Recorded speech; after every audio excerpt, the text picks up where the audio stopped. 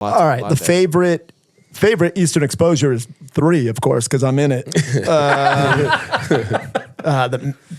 A good memory from it. That's a tough one on the spot, I gotta say. Yeah, I don't have one off the top of my head. Like, what was filming that like? What did you? Was it not like a lot of? There was random nighttime footage. You just go out and like. Yeah, the video. I mean, I could. Yeah, I don't know. I don't have like one specific like favorite memory. But yeah, just to more what you're saying is the video was basically done. Like Bobby Puleo was going to do a part, and I was going to have a trick in Bobby Puleo's part, like a trick or two. And then it ended up being that I was around more, so Dan Wolf was filming with me, and then I got the part, and then Bobby had a trick in my part.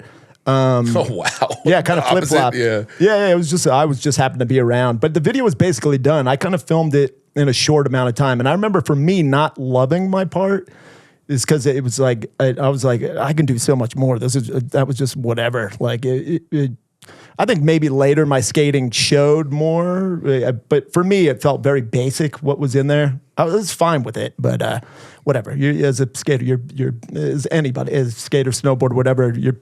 You're most picky about yourself, you know. But yeah, I don't have like one great memory in particular, like some seminal moment that happened. What about the Ricky Oyola question? Oh, Ricky Oyola. What was it again? His influence on the East Coast. How much did he influence? Yep.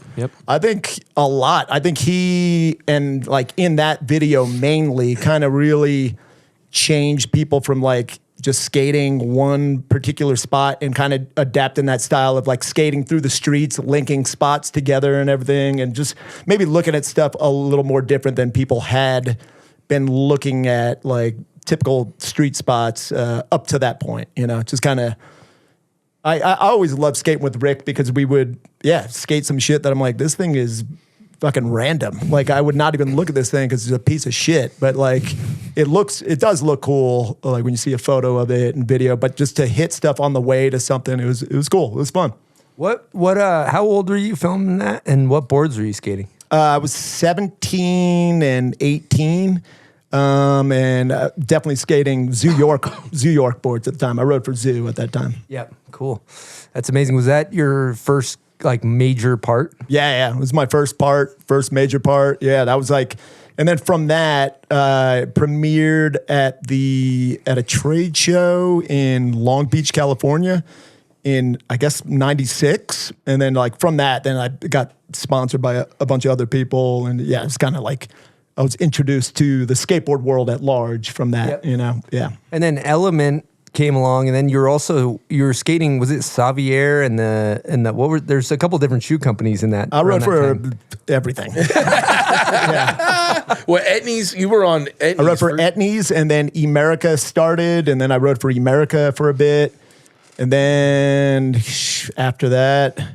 I think I just bought Nikes for a bit. I skated Air Force Ones a bunch. I wore the Element World Tour video. I wore a lot of Air Force Ones. But then after that, I rode for Vita shoes. Vita, that's what I was trying to think of. That was in there somewhere. And then iPath too? Didn't you ride for iPath? iPath was later. Yeah. I rode for Xavier. I rode for... You had a pro shoe on Xavier, right? Yeah. I did. Yeah. Xavier, Nike Light. It was Nike Light. That was a crazy company. It was like, I think a little too ahead of it. Like, the time was like, people didn't get it, I don't think, yet. It was too advanced. I agree. Yeah. And like the shoes, like wouldn't even, like you would wear them probably for like they would 3 last months. for the rest of your life. Like they Not were a good business bulletproof. Model. No, yeah, it's like you bought one pair and like you're good. There goes. This is the shoe that you wear forever. I remember I would swap out shoes. I just got sick of looking at a certain pair, but they lasted forever. Like they actually did an amazing job, and it would have been awesome if it kept going on. But then, whatever, fell apart.